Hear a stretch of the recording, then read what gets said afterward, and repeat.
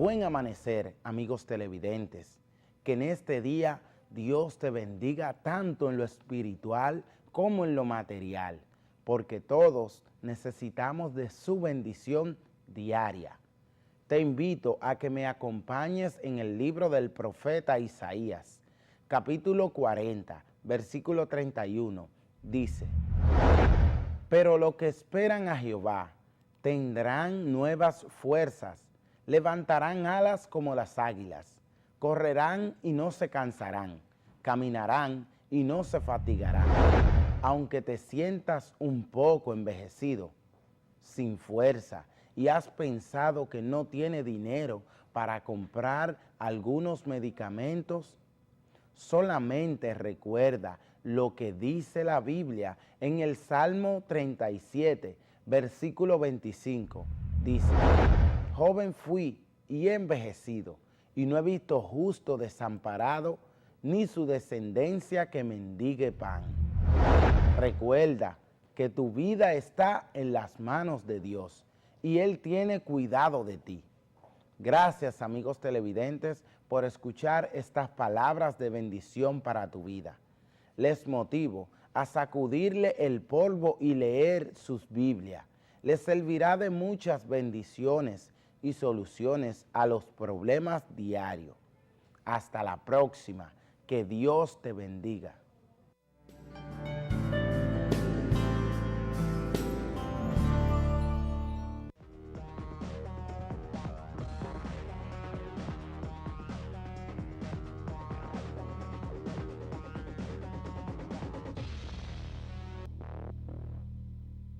República Dominicana, muy buenos días. Iniciamos la semana, sí señor, exactamente a la mitad del segundo mes de este año 2014. Es 17 de febrero y estamos aquí para hacer un balance de lo que pasó durante este fin de semana, que no estuvimos al aire con su programa de cada día tempranito para informarles y ponerle al día, sobre todo cuando inicia la semana. Y bueno, el fin de semana tuvimos algunas informaciones y algunos acontecimientos, como es las elecciones en la Universidad Autónoma de Santo Domingo, que no pudo dejar de estar matizada, ¿verdad?, de algunas manifestaciones y enfrentamientos entre policías y estudiantes se supone, de los que efectivamente en el día de ayer el jefe de la policía dijo que ya habían sido apresados unos 5 estudiantes. El caso es que en medio de estas elecciones, bastante cerradas, por cierto, entre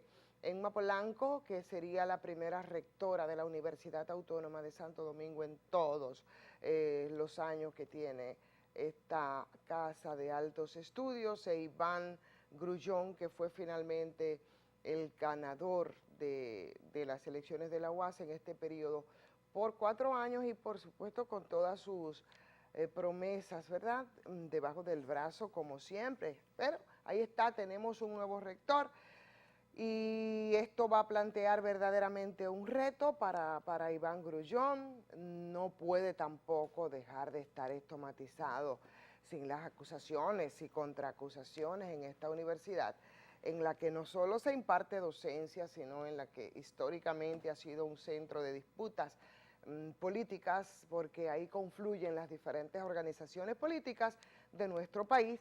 Y entonces esto ha sido también otro matiz. Lo cierto es que sería muy interesante que uno u otro ahora pudieran unirse y pudieran trabajar y hacer las cosas que tienen que hacerse por la Universidad Autónoma de Santo Domingo, no solo desde las autoridades, que no hay por qué dudar que puedan tener buenas intenciones de encaminar a la UAS por el buen sendero y que nosotros podamos tener el rol realmente que nos correspondería como primada de América en términos de investigaciones interesantes, que es una vergüenza que siendo nosotros la Universidad Primada de América, en ningún ranking nosotros aparecemos porque no se invierte, y la primera falta de inversión viene desde lo oficial, con una violación a lo que se establece por ley, ¿verdad?, con esto del 5% del Producto Interno Bruto, para la Universidad Autónoma de Santo Domingo. Corregir también algunas fallas administrativas que se producen en la universidad y, por supuesto, en lo que tiene que ver con lo del cuerpo docente también, que algunas reglamentaciones han quedado plasmadas, pero que no en todos los casos no han sido cumplidas. Por ejemplo, como que todos los docentes de la Universidad Autónoma de Santo Domingo deberían de tener una maestría. No es así en todos los casos, lamentablemente. Entonces aquí, bueno, lejos de la controversia histórica con esta universidad, que tiene que ser así por lo que decía hace un momentito, es confluencia de intereses también políticos, por la presencia de representantes de los distintos partidos políticos, que lejos de todo esto o conviviendo con todo esto, bueno, pues haya una intención desde el sector, desde el gobierno. Es la universidad pública, es la universidad a la que tienen acceso la gente que no pueden pagar estos centros súper caros que tenemos aquí en nuestro país, ¿verdad? Como alternativa, claro está, a la falta de respuestas en muchos casos que se tiene desde la UAS, con las anarquías también de grupos externos en la universidad. Pero es la universidad pública, es la universidad con una inmensa matrícula de estudiantes, sobre todo estudiantes que no pueden pagarse estas universidades caras, y yo creo que todos y todas debemos cuidarla y debemos aportar para que la universidad avance, para que podamos nosotros sentir el orgullo que deberíamos de sentir por nuestra primada de América, la Universidad Autónoma de Santo Domingo, ese faro de luz, como dice su himno, que debería de ser, y que a veces se opaca, y se opaca de manera vergonzosa por lo que se ha hecho en la universidad. Además de la Universidad Autónoma y sus elecciones y el nuevo rector, que es Iván Grullón, tenemos nosotros los discursos políticos que se dieron y las propuestas de discursos también para este día, a propósito de lo que ocurre en el Partido Revolucionario Dominicano, que el viernes es cuando terminaba el plazo para inscribir candidaturas. No entiendo por qué la prisa, porque era como una carrera, como que las elecciones eran mañana o eran hoy, ¿ok? Entonces esa carrera que pudo bien en el Partido Revolucionario Dominicano, desde las autoridades un poco aplazar, desplazar hacia una fecha más adelante, es como para crear una presión terrible. Bueno, fueron el viernes, y a propósito de esto, entonces nosotros tuvimos la oportunidad de escuchar el discurso del expresidente Hipólito Mejía y las inscripciones de candidaturas de Guido Gómez Mazara, de Alfredo Pacheco, pero como para optar por la presidencia del partido, vimos a Guido Gómez Mazara. Lo que dijo el presidente Mejía fue todo lo contrario, se iba a apoyar la convergencia, este espacio que no un partido, donde pueden confluir muchos sectores organizados o no, ¿verdad? Y en el que también tuvo y tiene presencia el Partido Revolucionario Dominicano mayoritario, que es el Grupo Hipólito, que ahora ya no sabemos, porque entonces parece ser que el 90%, el 80%, el 70%, las cifras varían a partir de los intereses de los que conforman ese grupo. Parece que entonces ahora también un poco se fractura con la inscripción de Guido Gómez Mazara para optar por la presidencia del Partido Revolucionario Dominicano, distinto de lo que había dicho el presidente Hipólito Mejía. Entonces, ahora empiezan los análisis de quién actuó de manera correcta o no. Hoy hablará el doctor Luis Abinader, efectivamente, para plantear su posición, supongo, con relación a esto. Obviamente que no va a inscribir candidatura porque ya fue cerrado el plazo dentro del Partido Revolucionario Dominicano. Entonces, vamos a ver si va a seguir en el espacio convergencia como ha dicho Hipólito Mejía. ¿Y qué es lo que va a pasar entonces ahora con la inscripción de Guido Gómez Mazara en su candidatura? O sea, ¿qué es lo que va a pasar? Que a mí me parece, bueno, la verdad, es bastante complicado el asunto, porque si te pones a ver todas las críticas que se han hecho a Miguel Vargas Maldonado con esta convención que dicen ha organizado a su imagen y semejanza para favorecerle a él, ¿verdad? Con un padrón que dice, según los periodistas, lo que hemos escuchado, y las protestas y las expresiones de rechazo a esta convención, es que es algo hecho, un traje a la medida. Entonces, no sé qué va a ocurrir con la inscripción ahora de Guido Gómez Mazara como candidato a la presidencia. O sea, ¿eso obliga a que se replanteen las cosas o que ese cuadro que había armado Miguel Vargas Maldonado, según los mismos PRDistas que se oponen a esta facción, va a variar? O sea, ¿cómo ellos van a garantizar, cómo van a actuar, cómo van a hacer la vigilancia? ¿Verdad?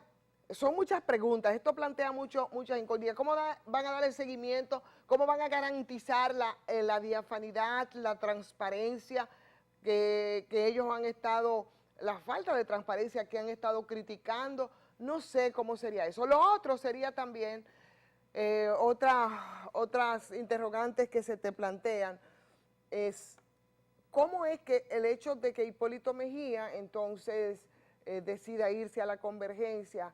¿Qué es lo que ocurre? ¿Es que se va del PRD?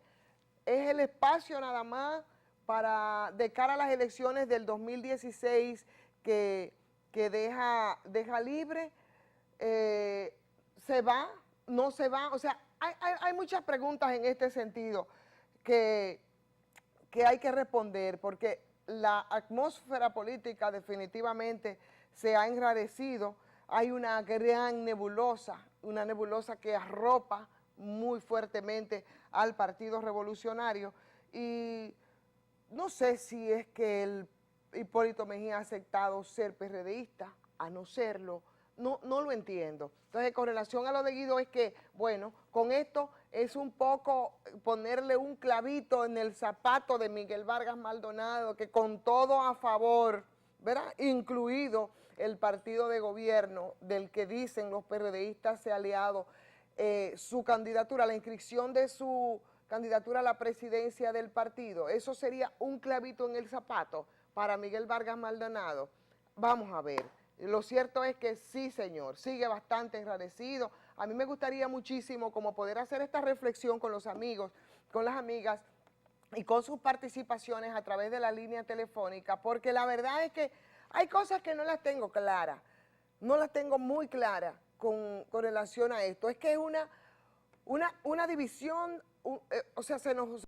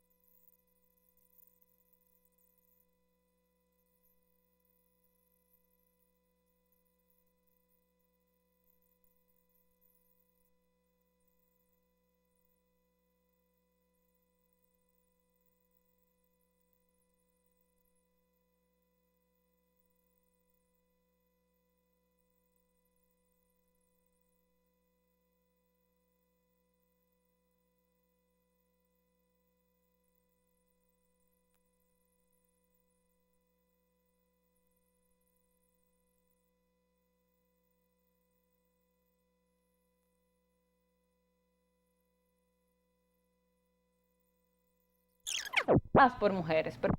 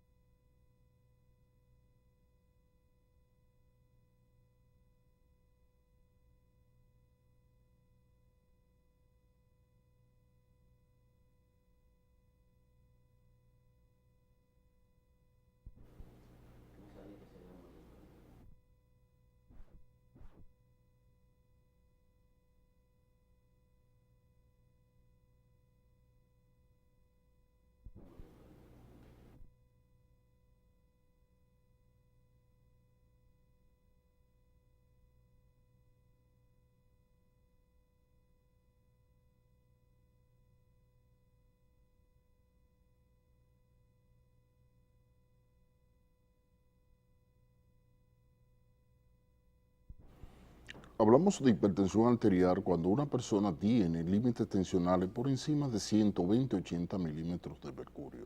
Existen una serie de factores de riesgo, entre ellos la obesidad, el tener familia hipertenso, la diabetes, el consumo de alcohol y cigarrillo, consumo de alcohol y cigarrillo. Hay una serie de complicaciones que se producen producto de la misma.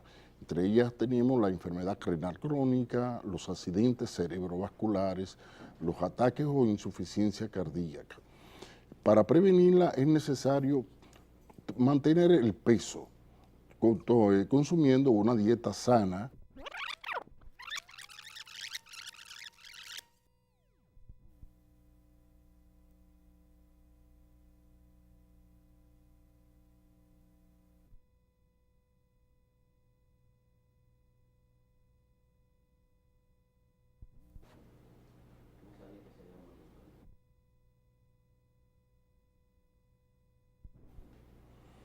Hablamos de hipertensión arterial cuando una persona tiene límites tensionales por encima de 120-80 milímetros de mercurio. Existen una serie de factores de riesgo, entre ellos la obesidad, el tener familia hipertenso, la diabetes, el consumo de alcohol y cigarrillo, consumo de alcohol y cigarrillo. Hay una serie de complicaciones que se producen producto de la misma. Entre ellas tenemos la enfermedad renal crónica, los accidentes cerebrovasculares, los ataques o insuficiencia cardíaca.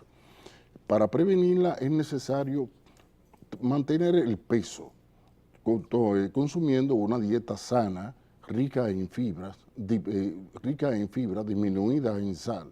Además de esto, hacer ejercicio de manera diaria, evitar los factores de riesgo como el cigarrillo, el alcohol y no estar sometido al estrés. Para prevenir las complicaciones es necesario acudir a su médico, seguir las indicaciones y seguir las indicaciones del mismo. Regálale a tu cuerpo lo que necesita, regálale vida.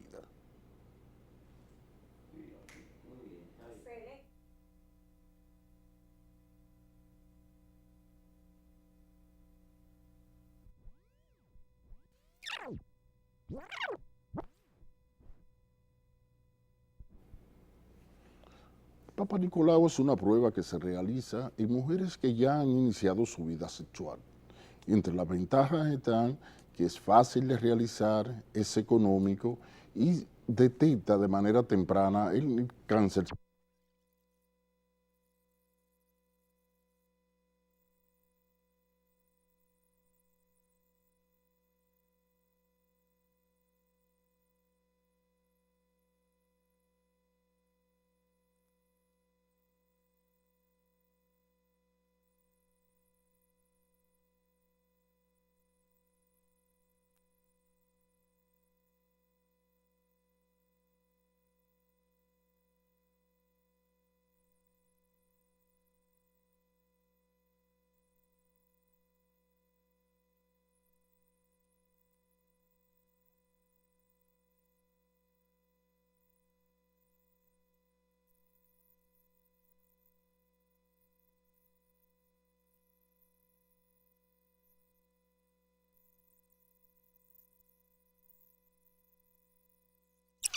Vivos o derechos individuales. Yo quiero decir algo, mira, para el que no sabe lo que es una jurisprudencia, que esté en su casa,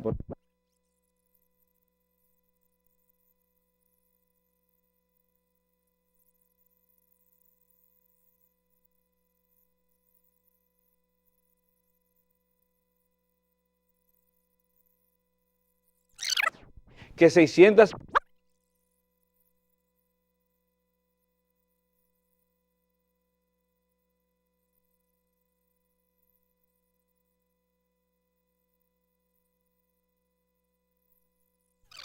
¿Por qué este espacio se ve tan...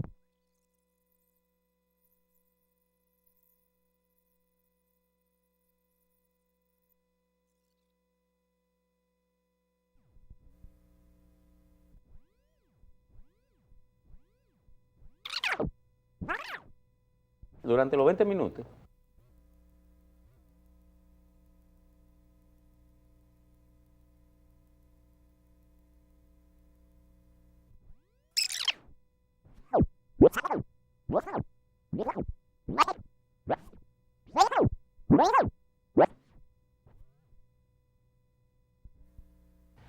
Saludos, señores, buenos días. Aquí estamos, continuamos con lo que pasó.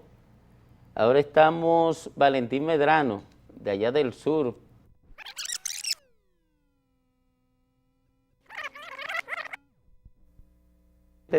Con este, que me lo midan, por favor, y que me le pongan ahí durante los 20 minutos.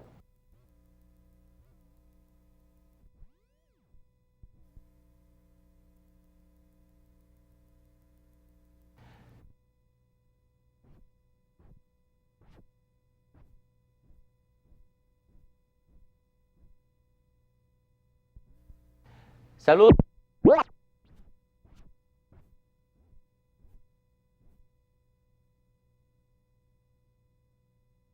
Y los locos y los suecos. Con esto nos vamos a una pausa. Vamos a regresar en breve entonces con otros temas y por supuesto, si usted desea, con su participación con relación a la reflexión de lo que ha pasado, de lo que pasa en nuestro país. Nos vamos, regresamos en breve.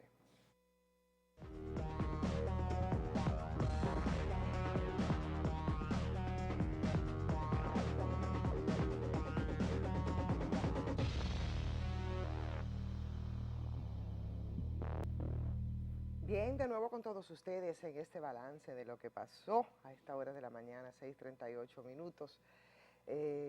Otra de las informaciones y otra de las cosas que pasaron en el fin de semana fueron los pronunciamientos de la ADIE, que es la Asociación Dominicana de la Industria Eléctrica, quienes dicen, se refieren al gobierno que debió llevar, dicen ellos, el anteproyecto para invertir en la generación de electricidad al seno del CES, ¿verdad? A partir de lo que dice la ADIES, que son la gente, los industriales, a partir de lo que establece la ley general de electricidad, porque dicen ellos que hablan de las garantías que se puedan aportar. En ese sentido, ellos han recordado que la ley actual contempla la incursión de la generación a través de la distribución y hablan de la discusión del pacto, ¿verdad? El pacto eléctrico, que debió ser un elemento que podía ser interesante y enriquecedor para el pacto eléctrico que está pendiente todavía. Pero óigame, primero, bueno, el gobierno con el negocio de la generación eléctrica en manos de sectores privados, yo pienso que le ha ido muy mal. La experiencia ha sido terrible, ha sido nefasta, ha sido funesta. Empezando por el asunto de la privatización que se hizo y que inició aquí en el año 99. Y bueno, con lo del pacto que está pendiente, ¿verdad?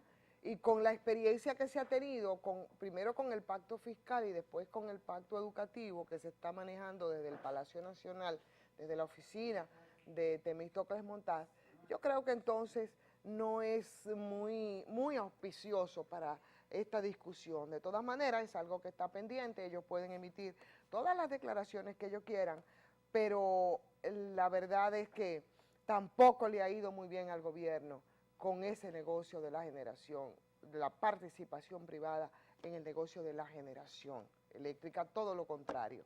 Ha sido bastante perjudicial para el Estado, que ha estado en medio de esta vorágine terrible y que por supuesto impacta en los bolsillos de todos nosotros. Nos vamos a la pausa para dar paso a los domingos que están ya aquí, ¿verdad? En breve, nos vamos y regresamos.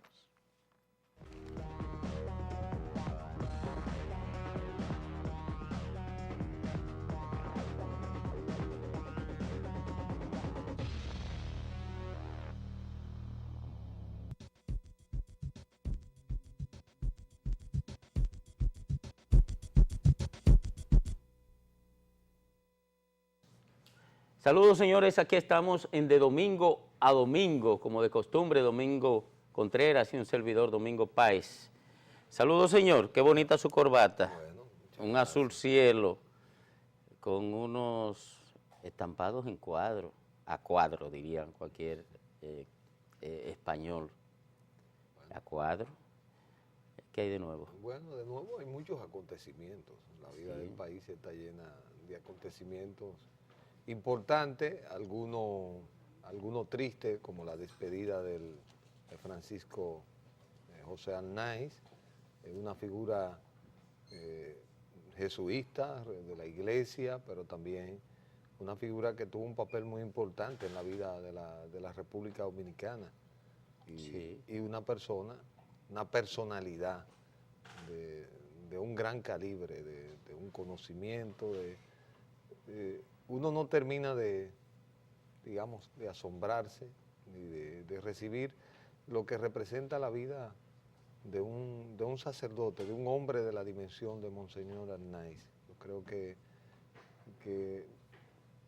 su trayectoria, su aporte, lo que representó, y yo creo que como se lo definió de la Rosa y Carpio en la misa de despedida, un hombre sabio, un hombre que atesoró una serie de conocimientos, pero que lo supo incorporar a la vida, inclusive para su diario vivir, como él lo decía, hasta su modo de vida, hasta la forma de una vida de 88 años, hasta el último momento que tomó para morir. Entonces yo creo que son esas lecciones de hombres de esas dimensiones que trascienden, que deben servir para alumbrar el camino de los que nos quedamos y estamos y tenemos que estar bebiendo en esa fuente.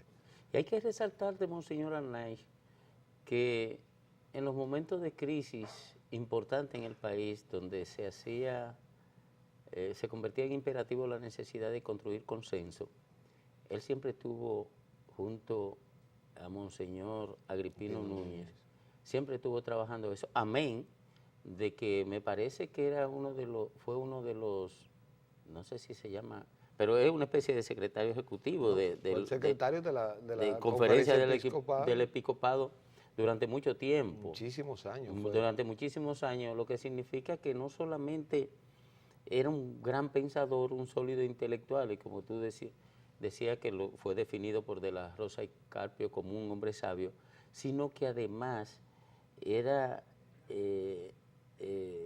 un hombre que probablemente le enseñó mucho al clero dominicano sobre cómo conducir la iglesia a partir de su particular visión sobre lo que debería ser la iglesia.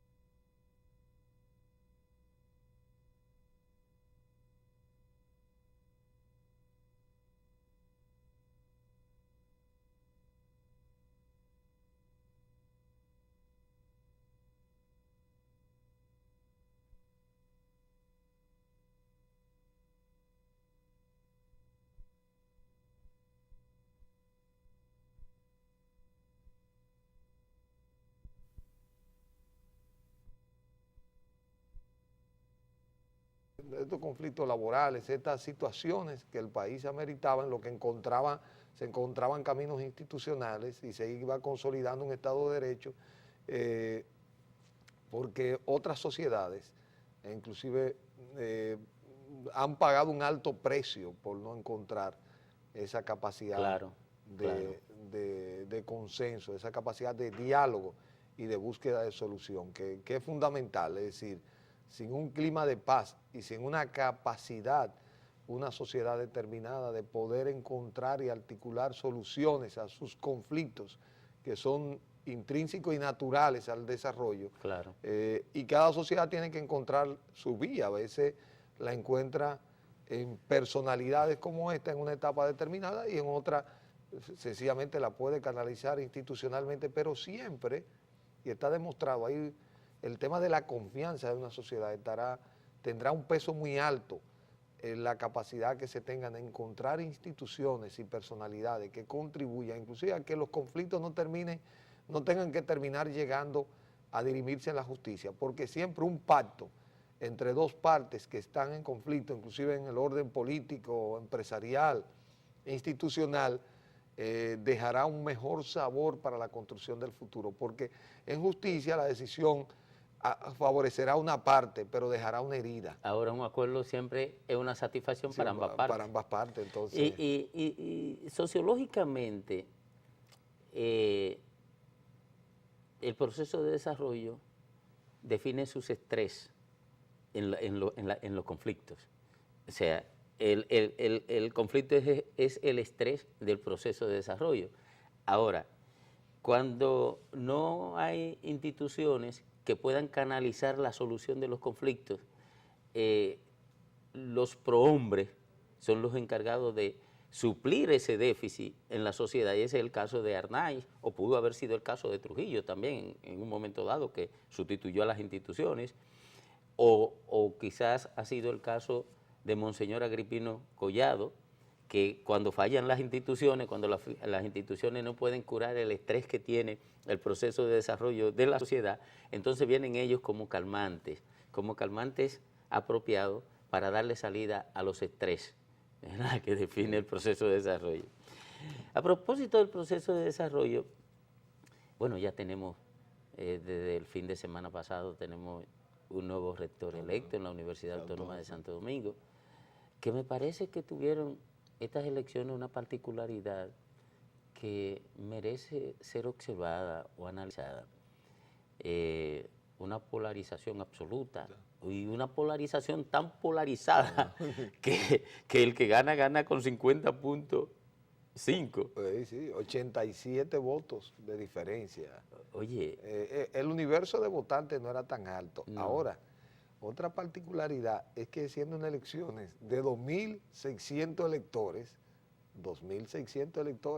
Sí. se convirtieron en unas elecciones prácticamente casi nacional. Las elecciones de la UAS han tenido una enorme trascendencia y uno alberga la esperanza como un huastiano que le ha correspondido ser parte de la vida de esta academia, de que esa trascendencia electoral se pueda traducir en una trascendencia de gestión de la vida de la UAS en los acontecimientos del país, en tareas que hoy amerita el sistema universitario dominicano, en una mejor calidad académica, en el tema de la investigación realmente, que la Universidad Autónoma de Santo Domingo pueda caracterizarse por tener una contribución a temas esenciales, en temas de ciencia aplicada, en el área de la química, en el área de la agronomía, en el área de la genética, en el área de la medicina. Ya nosotros estamos viendo que en el caso, por ejemplo, de la Universidad Católica Madre y Maestra, aunque ha sido una adquisición de una dominicana, de un científico francés, nosotros estamos viendo ya patentes de nanotecnología para temas de sustitución en procesos cardiovasculares, de la conducción. Entonces, realmente a uno le gustaría como ver una universidad que pudiera parecer sorprender a la sociedad dominicana, Claro. con experimentos, con logros importantes, ya quizá no tanto una UAS como algunos sueñan, con una participación en la vida política e institucional del país que en unos años se requerían, por lo mismo que estábamos hablando anteriormente, es decir, las instituciones eran muy débiles, no existían los canales institucionales para dirimir determinados conflictos, pero hoy el peso de la UAS tiene que estar volcado a ser un instrumento de de esa necesidad que hoy tiene la sociedad dominicana. Yo digo, por ejemplo, a cada rato vivo diciendo, aquí no hay un ingeniero en logística. Aquí, por ejemplo, nosotros estamos inaugurando una serie de instalaciones públicas que hay que hacer un cálculo. ¿Cuál es el tiempo de uso de esas instalaciones? Y se reinauguran y se construyen nuevas instalaciones sin tener un estudio, inclusive en un sistema de computadora que permita cuál sería el uso óptimo de esta infraestructura de acuerdo a las necesidades que tienen las comunidades. Quizá en algunos lugares no se requieren nuevas construcciones, sino pequeñas adecuaciones. Debería hacerse renoma de cada edificación para saber hasta dónde puede llegar y cuáles son las necesidades de mantenimiento y demás. Por ejemplo, aquí hay otra ingeniería que hay que instalar. Aquí hay dos transformaciones que yo veo así. Por ejemplo, la ingeniería ambiental. ¿Por qué? Porque la República Dominicana es un país con un enorme desafío en materia de riesgo. Es decir, nosotros estamos hoy entre los 3 países con más riesgo de impacto del cambio climático a nivel global, y por nuestra característica vemos, nosotros pagamos el precio del 98 hasta ahora en más de 4.000 millones de dólares de daños de los impactos ambientales, de ciclones, de tormentas. Es decir, nosotros somos un país sometido a un alto nivel de desafío en esa materia y tenemos que generar unos profesionales con una especialización desde la ingeniería para que nuestras construcciones y nuestra planificación respondan a esa necesidad. Los mismos centros regionales. En un país, uno comienza a recorrer la República Dominicana y desde la línea noroeste o el suroeste del país, que ahora con el inicio del trabajo de la presa de Monte Grande, todo eso está cambiando el mapa productivo de la República Dominicana. Nosotros, exportación, la vocación exportadora nuestra, nuestros técnicos agrícolas deben salir agroexportadores. Nosotros necesitamos generar una capacidad del dominio de los mercados de exportación, de las reglas, no solo de dominar la producción del producto, es que ese producto, su producción responde a una demanda de mercado que tiene que traducirse en toda la cadena. Y nosotros realmente tenemos una serie de debilidades. ¿En dónde está la UAS para responder a estos desafíos? Claro, la UAS está envuelta primero en lo que todo el mundo propaga como la insuficiencia económica.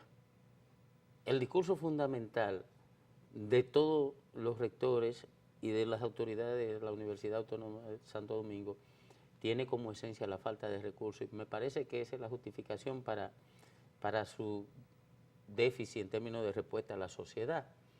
Me gustó mucho la última entrevista de Iván Grullón, que se dio en el Gobierno de la Tarde, en el segmento donde yo estoy, y pude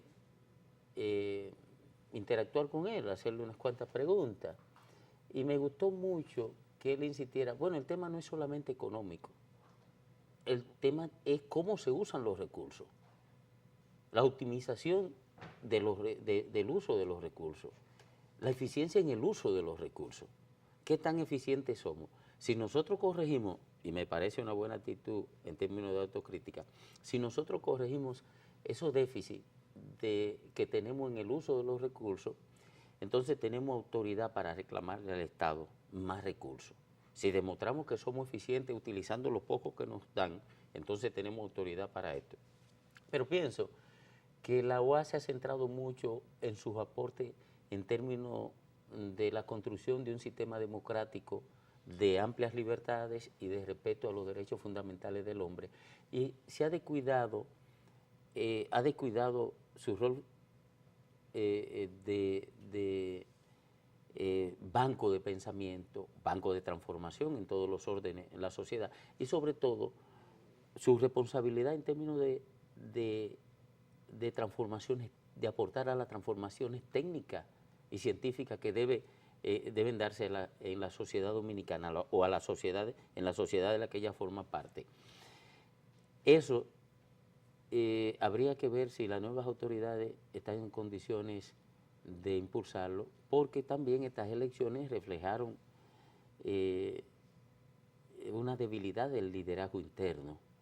reflejaron una debilidad del liderazgo interno, porque aunque tú tienes dos candidatos a rectores que compitieron de manera cerrada, cuando tú observas la votación de los candidatos a vicerrectores, define un nivel muy alto de depresión en términos de liderazgo colectivo. Ni siquiera miraron. Yo no sé si tú recuerdas los procesos en los que tú participaste en la OAS, yo naturalmente desde afuera. Había un liderazgo entre los vicerrectores también, eso no se observa. Lo que pasa es que el cambio también del sistema, acuérdate que nosotros cuando participamos estaba el claustro cerrado, este claustro abierto, porque una vez se elegía el rector tenía un peso muy grande en la posterior elección de los vicerrectores, que también ocurre. El problema es que ahora se hace en paralelo y siempre hay como una dispersión alrededor de los vicerrectores. Nunca en primera vuelta logran cruzar más de 2 vicerrectores de los 4 que le acompañan. Bueno, en esta ocasión hay 2 vicerrectores, el académico. El administrativo y el académico pasaron. Entonces ahora se va al de extensión y de investigación. Entonces vamos a mirar realmente cómo se va a consolidar. Ciertamente lo que tú dices, ahí hay una... Ojalá que no sé si es un tema de la línea de pensamiento, porque también escuché algunas de las propuestas de la profesora Emma Polanco y me imagino que independientemente de esos planteamientos, los intereses de los grupos que se mueven en la universidad alrededor del control administrativo de las direcciones de la universidad, sus autoridades académicas saben que su capacidad de trascendencia, yo creo que Iván a una persona a la que siempre he apostado y la que siempre he creído que tiene las capacidades y la voluntad de llevar adelante un proyecto universitario, que tiene sus dificultades por la forma en que la propia UAS se ha estructurado hacia sí misma y de alguna manera se ha enclaustrado. Hoy se requiere aperturar y es una tarea difícil porque, digamos, la fortaleza universitaria y el propio mercado universitario que se ha creado es una tentación para mantener de alguna manera cerrada la universidad, en el sentido de que la universidad no se coloque a la vanguardia del papel que tiene que hacer, que ya hace años que ese papel cerró, ese papel de la UAS como ese ente de promoción de la democracia y de ser un sustento, ya ese es un papel que se le cedió a los partidos y a otras instancias. Y que las instituciones ya, en términos políticos, las instituciones ya están vigilando las libertades públicas y eso, ya no es necesario. No, ya eso está articulado inclusive con un sistema interamericano en el que lo ejerce un ciudadano y lo hemos visto a la luz de acontecimientos, de decisiones del país más reciente. La UAS tiene que concentrarse en la tarea que tiene que concentrarse, claro que sí, en el papel que tiene que jugar una universidad en el mundo de hoy y en una sociedad como la sociedad dominicana, y esperamos, auguramos, le deseamos los mejores éxitos a Iván y su equipo, claro, que será plural, porque ya hay otro vicerrector que no era de él, y yo creo que eso, la capacidad de poder articular, gobernar, hacer entender al universitario, y algunas veces no solo el entendimiento, sino imponer la autoridad que se requiere para que la UAS juegue su papel, es uno de sus grandes retos que nosotros esperamos que para el bien del país y de la propia universidad, él lo pueda abordar con éxito. Sí, así es. Miren, señores, llegamos aquí al final de Domingo a Domingo. Ya estaremos con ustedes nuevamente en la próxima semana. Gracias por estar con nosotros.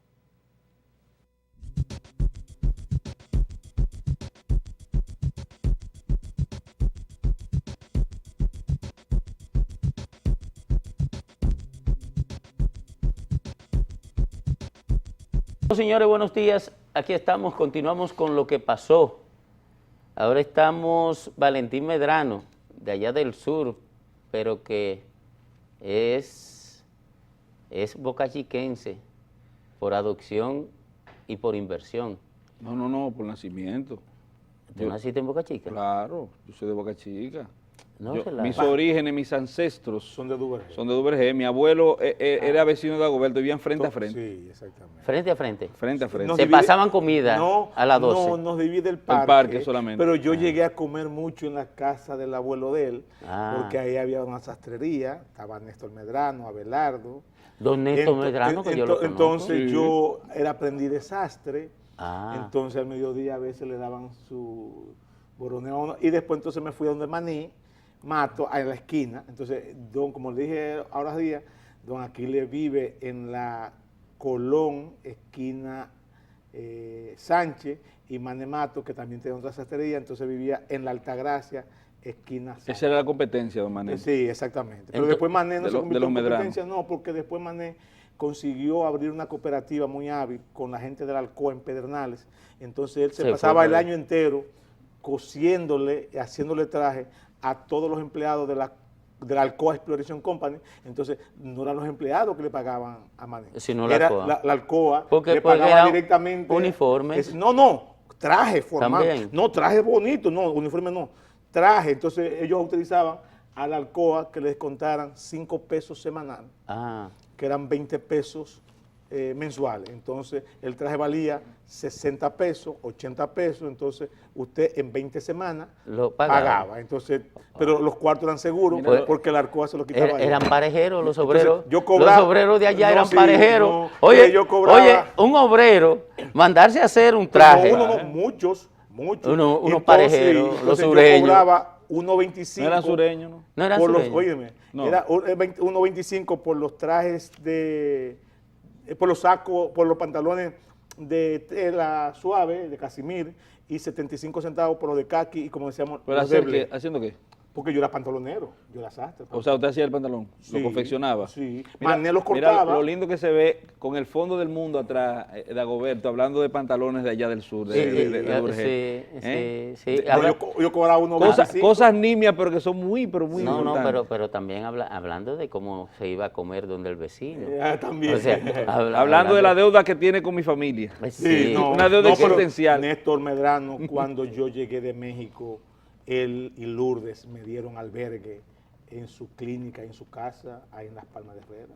Ah. Yo salía ahí a las 9 de la mañana en una guagua que cobraba 15 centavos y me pasaba yo el día entero a donde Néstor hasta que logré entrar en competencia. Un albacea en el de país. mucha Sí, gente en sí, el, sí, mu- sí, en sí. el Y en el eso sur. no se le olvida. Ah, Néstor Medrano es a una mí bomba. nunca se me olvida eso. No, Pero no. además a todos los desamparados que no tenían dónde operarse, los Así es. operábamos ahí o en la clínica del doctor Franco, en la Prudón y a veces en la Alcántara y González. Bueno, mira, pero por eso, ahora yo me explico por qué este espacio se ve tanto en el sur.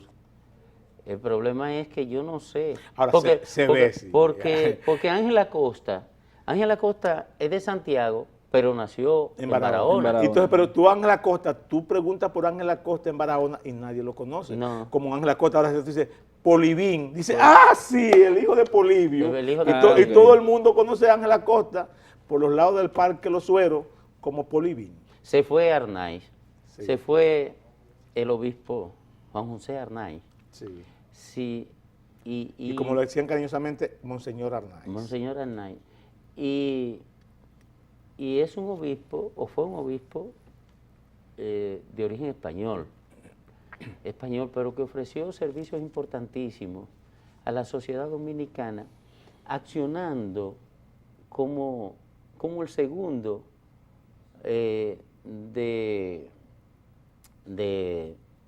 Del clero. Del No, clero, no, como el segundo del clero en términos general del episcopado.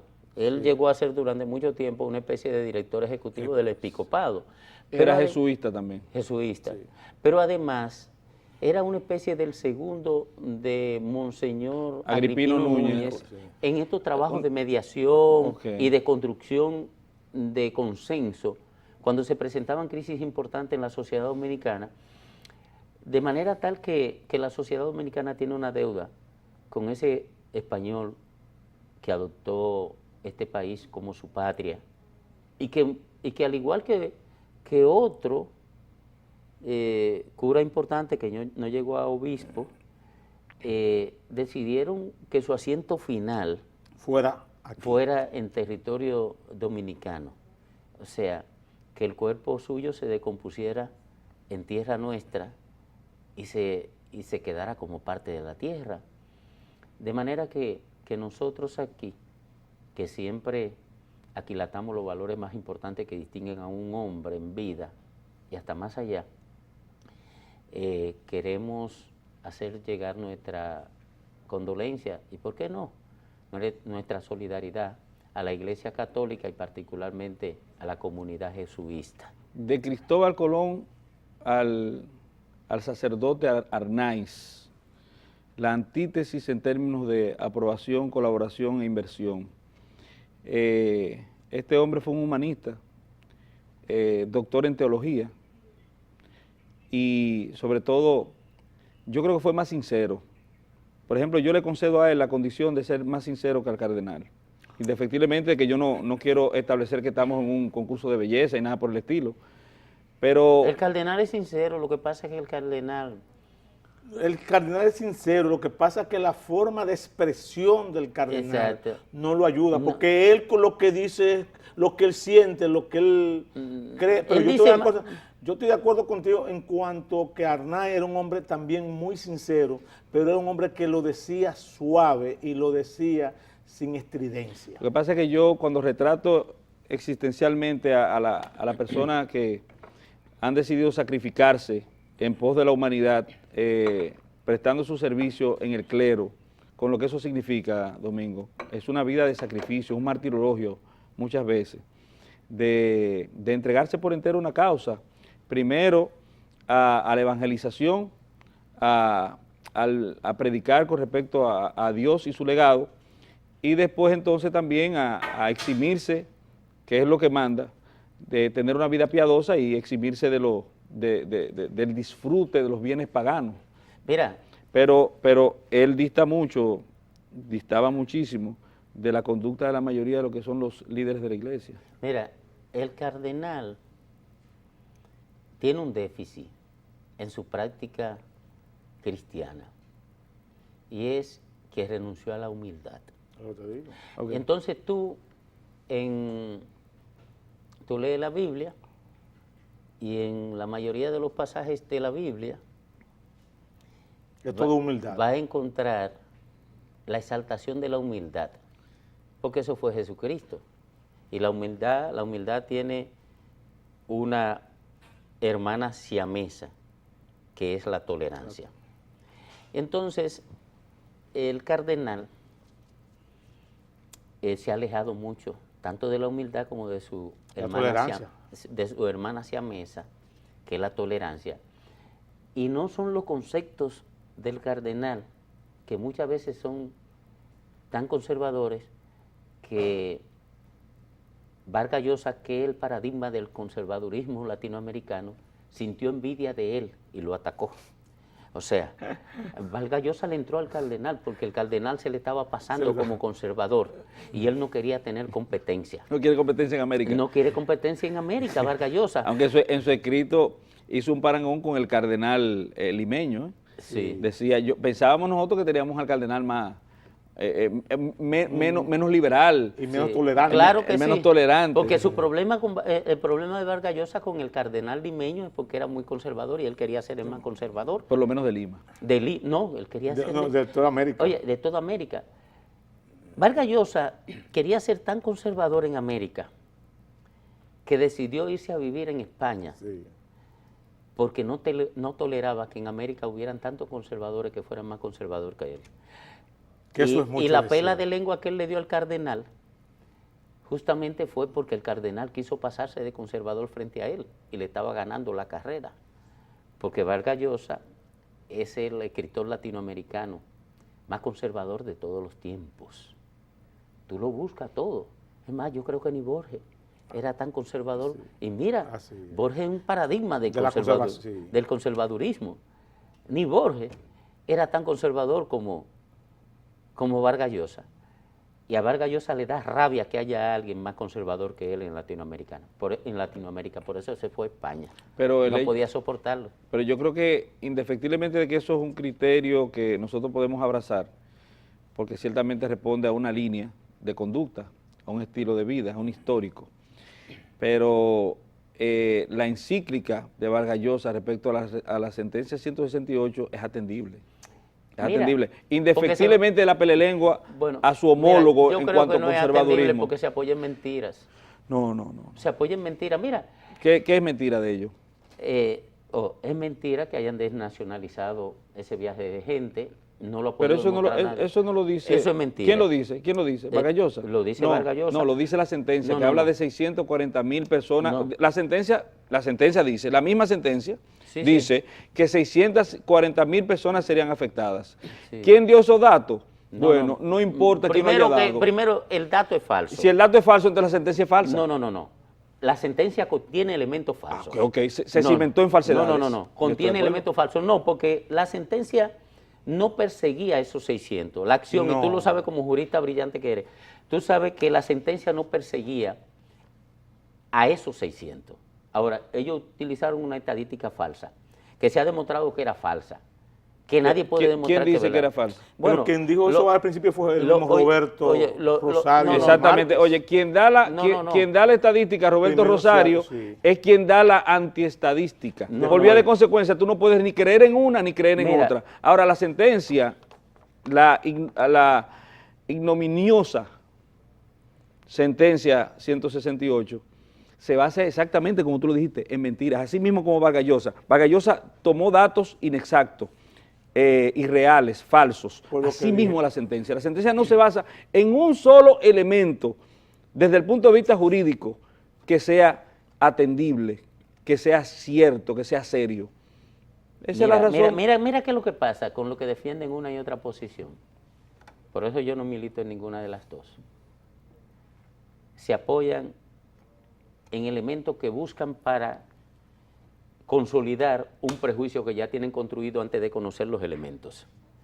Las posiciones todas, ¿por qué? ¿Por qué? Y yo lo he explicado aquí, delante de ti y contigo, porque la sentencia tiene 5 elementos básicos. Y eso es brillante. Constitutivos. Eso es brillante. Pero oye, 5 elementos constitutivos. Ahora, la gente que quiere asumir posición sobre la sentencia. Cogen 3. No, cogen 1, cogen 2. Una sola arista. O cogen una sola arista. Y como esa arista que compone la sentencia le hiere, contradice y enfrenta sus concepciones ideológicas, su prejuicio político, su posición social, hasta su posición humanística. Entonces, le entran a la sentencia por ese elemento. Ahora, yo digo... La sentencia, la sentencia no es el resultado de una decisión jurídica, no es una decisión que se basa en lo legal. No se supone que lo dio un tribunal. No, es una... El primer cuestionamiento que la sentencia debe tener es el jurídico, porque es una sentencia jurídicamente enarbolada, desposada. Ahora yo te voy a hacer una pregunta, sencillo. Desde el punto de vista jurídico, ¿cómo es posible que si tú y yo estamos contendiendo y Dagoberto es el juez, la joven Teresa Salinas salga afectada, que está ahí? Que no tiene que ver con nosotros. No, porque acuérdate, tú como abogado conoces mejor de esto. Las altas cortes crean jurisprudencia con su accionar. Sí, pero la Constitución de la República y la Ley 137 te dice que solamente el Tribunal Constitucional puede fallar de forma favorable a la persona que sea titular del derecho que se presuma conculcado. Por vía de consecuencia, si tú vas a radiar al resto de la población, tiene que ser sobre la base de la favorabilidad, no la desfavorabilidad, como lo hicieron. Y llevarlo... Pero ¿quién dijo que la desfavorabilidad? Claro que sí. Al 1929. No, pero una sola persona que sea desfavorecida con esa sentencia basta para que la misma sea injusta desde el punto de vista humano. Una sola. No, porque bueno, ya tú me estás introduciendo otro elemento. Que sea injusta desde el punto de vista humano. Pues mira... Yo tomé una de las aristas tuyas, que es la número 5, la humana. Pues mira, yo estoy de acuerdo. Pues mira, yo estoy de acuerdo contigo. Okay. Yo creo que esta sentencia es jurídicamente correcta, humanamente injusta, políticamente inapropiada y coyunturalmente... ¿cómo decía? Y coyunturalmente imprudente. Sí. O sea...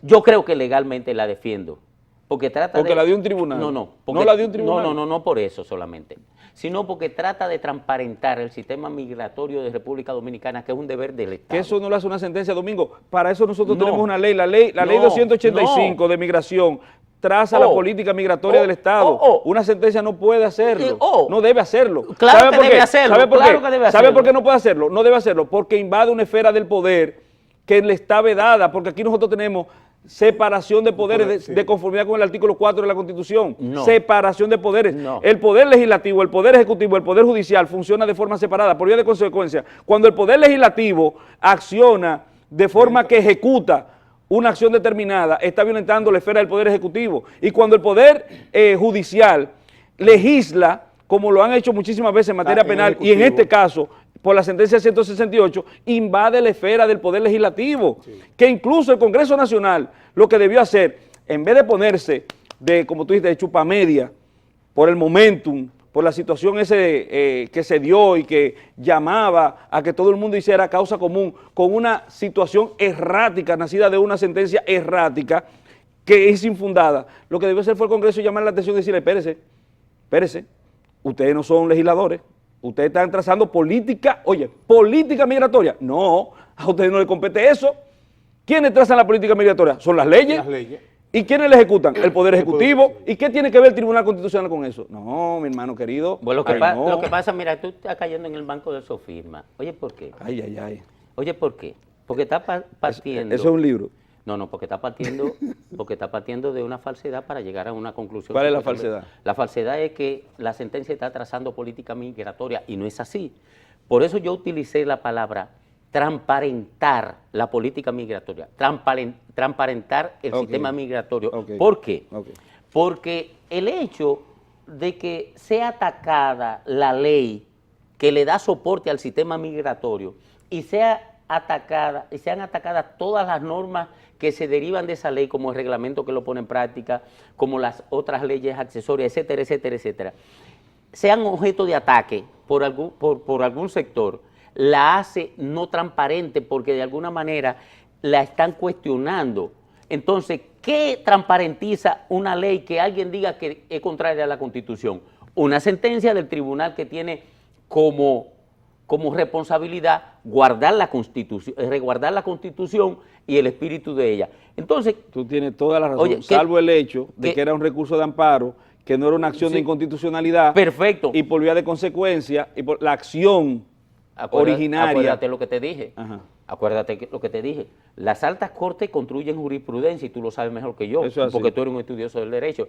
Construyen jurisprudencia. Si la jurisprudencia se construye a partir de una acción individual, un recurso individual ante alguna de las altas cortes, para que eso no se genere nuevamente, entonces la sentencia construye la jurisprudencia que previene otra acción de la misma naturaleza frente al mismo tribunal. Y ya el tribunal, tú lo sabes mejor que yo, tiene la jurisprudencia.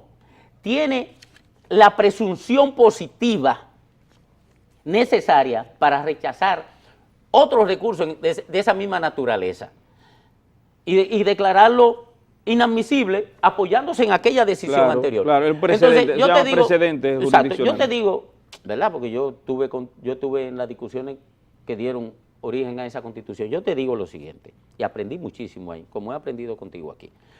Oye, yo te digo lo siguiente, la acción del tribunal procura, de ese tribunal y de cualquiera de las altas cortes, procura transparentar la aplicación de la ley, sea para proteger un derecho como tú estás reivindicando ahora, o sea para construir los espacios jurídicos que resguarden derechos colectivos o derechos individuales. Yo quiero decir algo, mira, para el que no sabe lo que es una jurisprudencia, que está en su casa, por ejemplo, que tú has hecho un esbozo, una tratativa interesantísima y yo creo que correctísima, salvo que en el caso del Tribunal Constitucional se basó en una decisión que originariamente no podía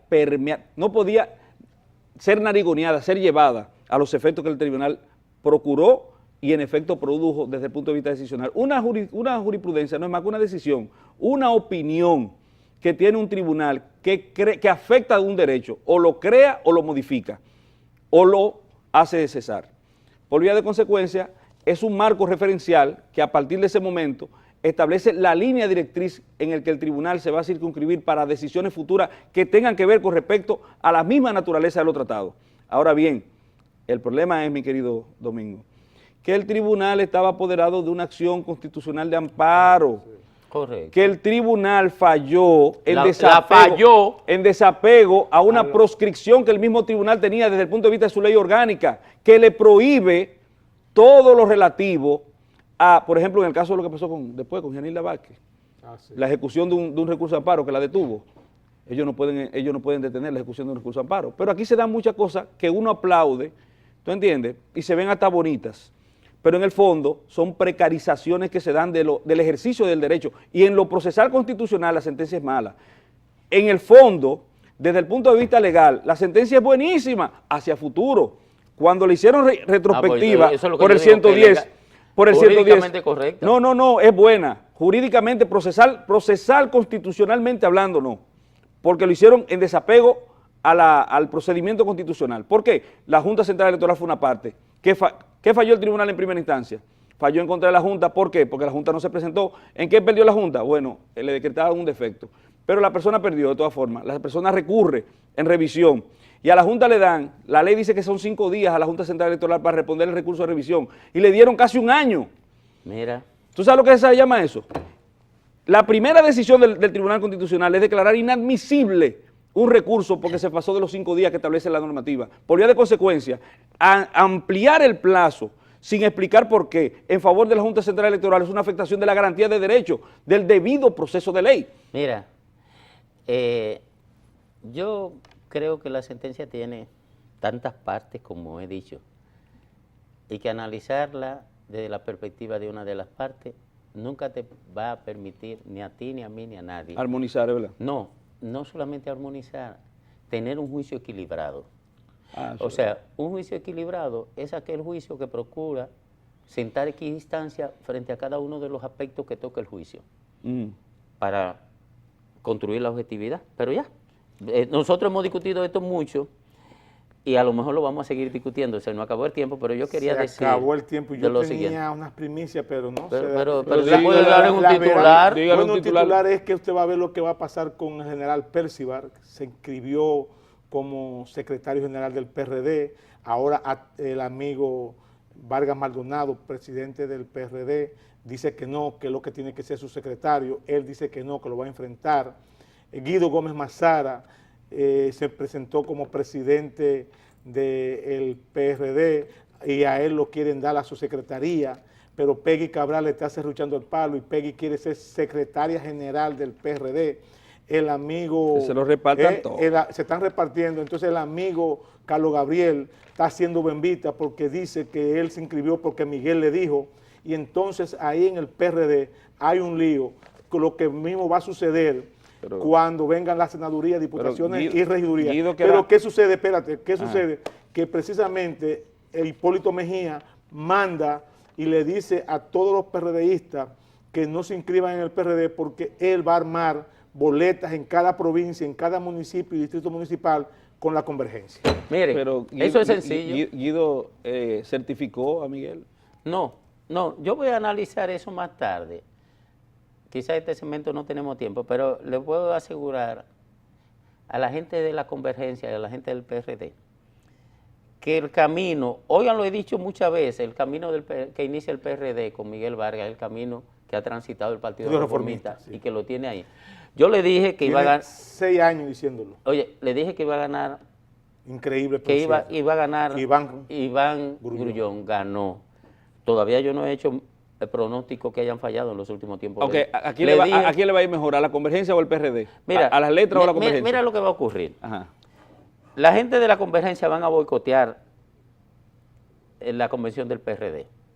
Y cuando el PRD se convierta en un hospital lleno de heridos, como el Mocoso Puello, donde trabaja Dagoberto y donde trabaja Roberto Lafontaine, que viene como una conquista de este espacio a hacer unas cápsulas interesantísimas. Cuando el PRD se convierta en un hospital lleno de heridos, la Convergencia va a recibir todos esos heridos, ¿verdad? Y lo va a curar. Y entonces lo va a convertir en candidato. Y el PRD se va a convertir en el Partido Reformista.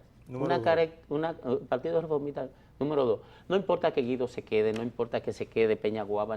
Oiga, que no funciona un partido dirigido bajo criterios empresariales que está condenado a destruirse. Funciona más fácil un partido dirigido por ladrones, pero que sean políticos. Sí. Por ladrones, pero que sean políticos. Y no quiero decir que todos los políticos son ladrones, ni que todos los empresarios son serios. La gente sabe lo que yo digo sobre los empresarios y los políticos. Porque tampoco estoy diciendo ni una cosa ni la otra. Ahora, funciona más por el criterio político, no siquiera por el criterio ético. Por el criterio político. Que al final los políticos se ponen de acuerdo, aunque sean ladrones. El criterio empresarial no funciona para administrar un partido. Eso es así. Lo administra para la destrucción. Vamos a estar aquí.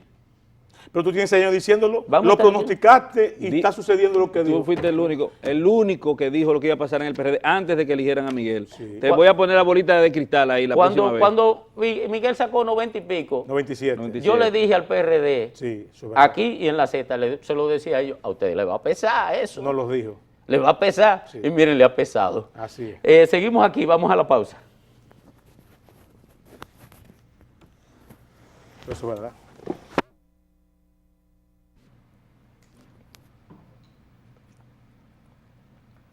Muy buenos días, amigos televidentes, sean bienvenidos.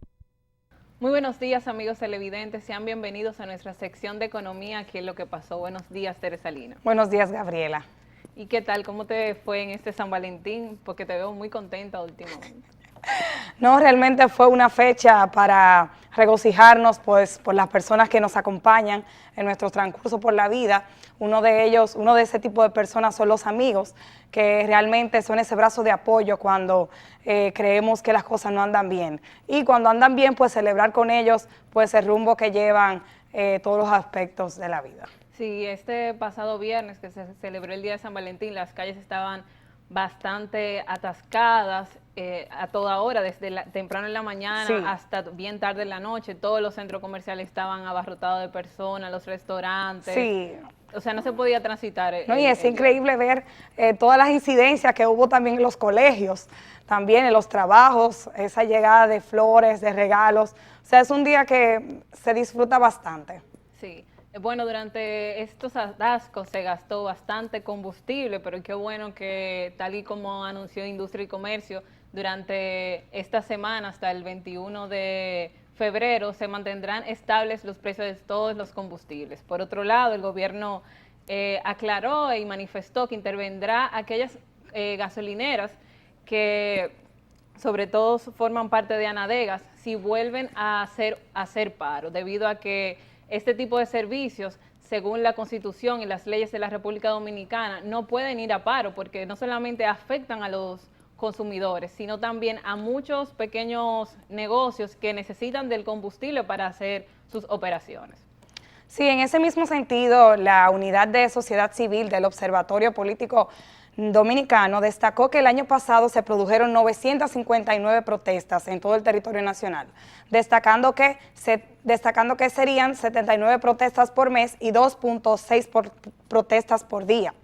Es importante señalar que la ubicación de esas protestas estuvieron básicamente segmentadas en un 21% en el Distrito Nacional y las demás pues en provincias como Santiago y en provincias cercanas en la frontera, provincias de la frontera, donde se vio también que Pedernales fue la provincia que más protestas por habitantes pues presentó. Y las razones de esas propuestas son, bueno, los problemas básicos que siempre atacan los dominicanos, y son el servicio de energía eléctrica, el servicio de agua potable, la construcción de avenidas o reparación de carreteras, también el aumento salarial, el tema de la Barrick, la solicitud de que Loma Miranda pues sea respetada, de que no se le diera ninguna concesión a ninguna empresa minera, en específico a la Falcon Bridge.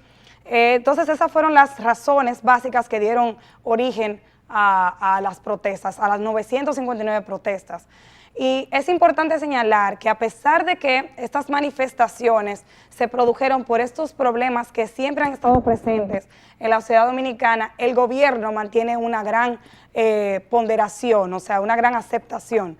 Y era lo que decíamos la semana pasada, que realmente es un esquema en el cual siempre hemos mantenido una respuesta un poco que se mantiene oculta por parte de la ciudadanía, o sea, resentida más bien, resentida por parte de la ciudadanía a no destacar como un dinamismo económico o un dinamismo de cómo le está funcionando, está viendo cómo se está manejando socialmente, sino que ahora realmente se ve cómo se da una aceptación al gobierno, sin embargo se destaca un dinamismo, un malestar económico. Sí, era como apuntábamos la semana pasada, a pesar de que en el caso de este gobierno ha tenido muchos simpatizantes, ya sea de los militantes del partido de gobierno como de otros que ni siquiera simpatizan por algún partido,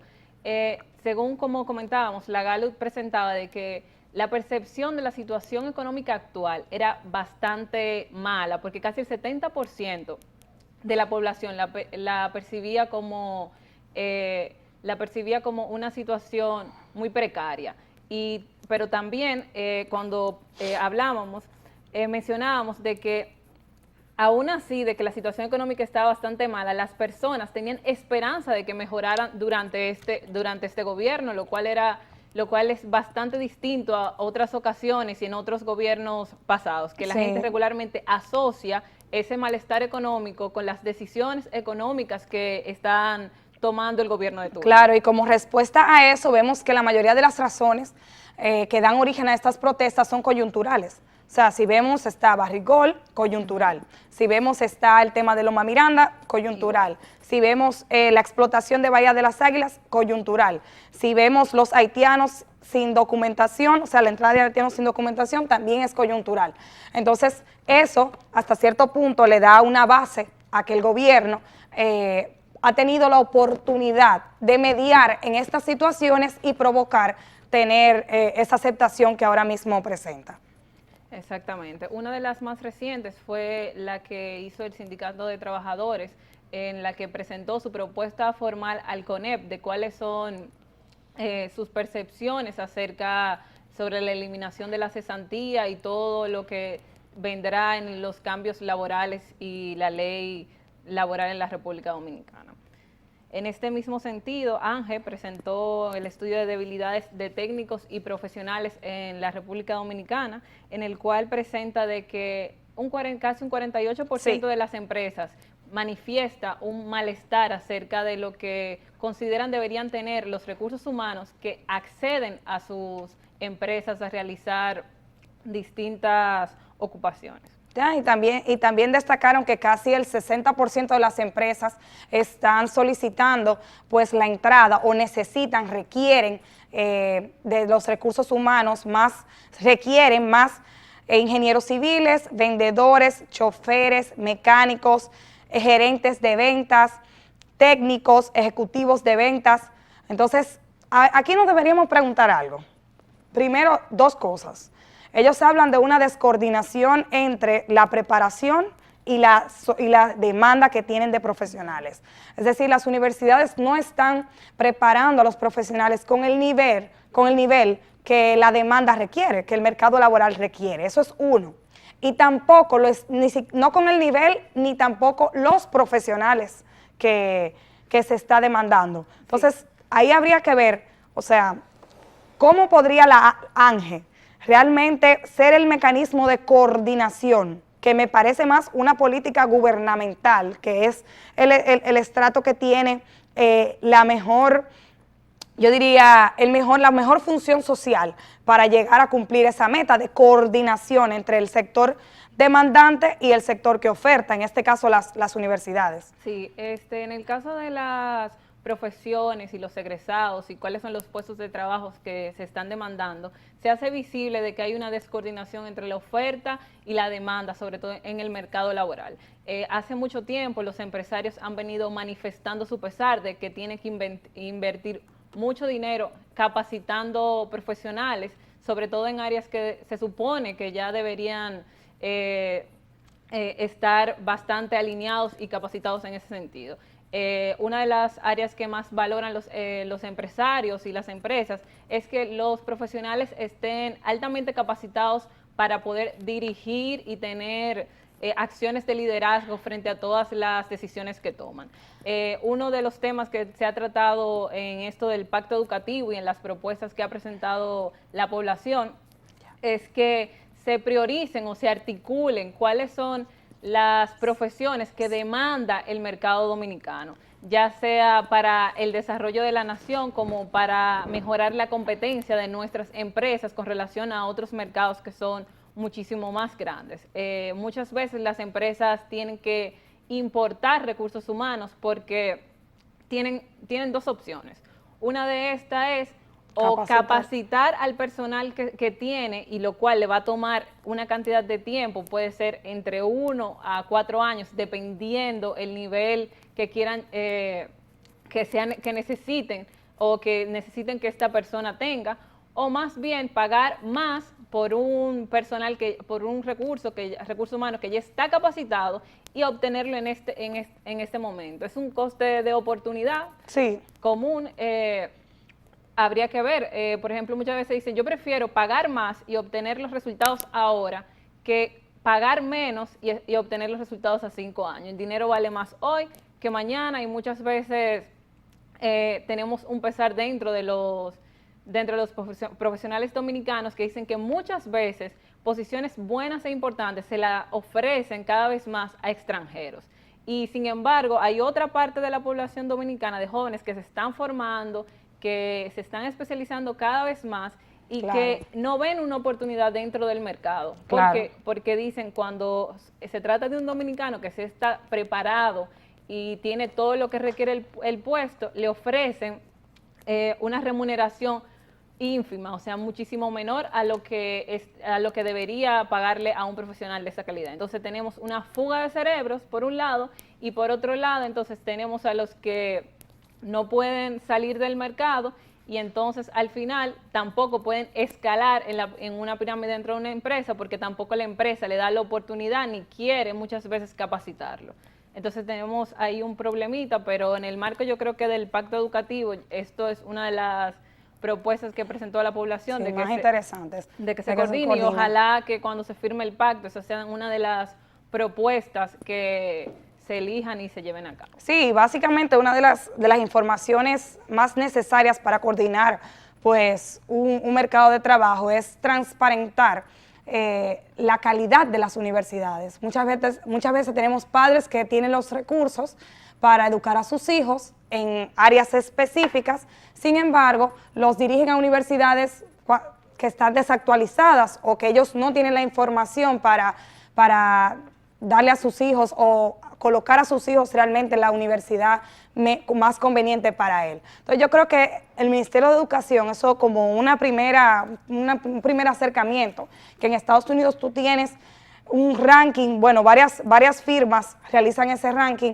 para tú saber qué universidad es mejor y en qué. O sea, en qué cada universidad es mejor. Tú vas a tener un profesional, bueno, yo no tengo los recursos, pero tú sabes en qué universidad estás colocando a tus hijos. Sin embargo, aquí no, aquí es prácticamente por percepción. O sea, ¿a dónde puedo colocar a mi hijo para aprender mejor medicina? ¿Dónde puedo colocar a mi hijo? Y vamos a ver otra pregunta. O sea, no solamente en qué universidad a estudiar qué, sino qué estudiar. Tenemos muchos profesionales también graduados que por percepción estudiaron con una esperanza de que iban a tener una absorción en el mercado laboral o una aceptación que lamentablemente ya esa profesión no tiene, porque es un tema que está en constante cambio, y es importante que tanto la oferta como la demanda, como dije anteriormente, se pongan de acuerdo, traten de transparentar las informaciones y no tengamos ahora mismo informaciones sorprendentes de que el 60% de las empresas se encuentran ávidas de recursos humanos. No, y que eso es hablando desde el punto de vista de los profesionales, pero a la hora de hablar de técnicos, la no es mucho peor. Tiene escasez grandísima de técnicos. Solamente tiene, por ejemplo, en el caso del Infotep, que ofrece cursos técnicos, pero de ahí solamente egresan técnicos de primer nivel. Y muchísimas empresas necesitan tecnólogos especializados con técnicos de quinto, cuarto y hasta sexto nivel. Claro. Sin embargo, no hay instituciones que puedan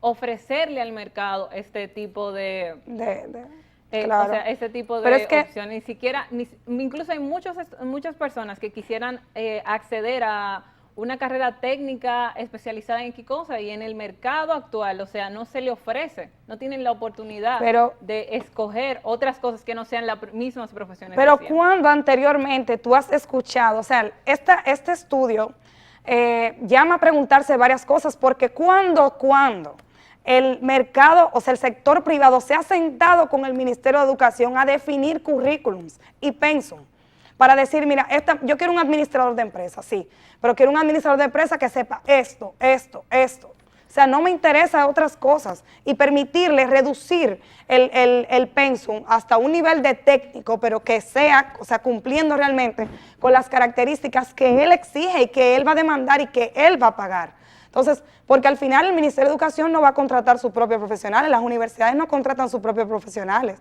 Está bien que queremos un profesional que sepa de varios aspectos, que no sea tan rígido en el conocimiento, pero tampoco he visto que han sido transparentes los esfuerzos que ha realizado el sector privado para tratar de transparentar lo que realmente él desea.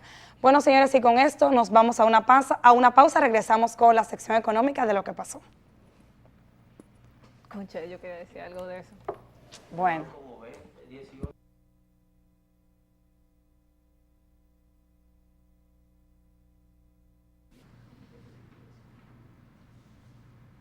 Bueno, y estamos de vuelta aquí en nuestra sección de economía, y así rapidito ya le presentamos de que la semana pasada se presentó el informe titulado Más allá del 2014, el cual fue elaborado por el Fondo Poblacional de las Naciones Unidas y presentado por la ONU, el cual presenta que la desigualdad y la discriminación hacia las mujeres se encuentran entre los mayores obstáculos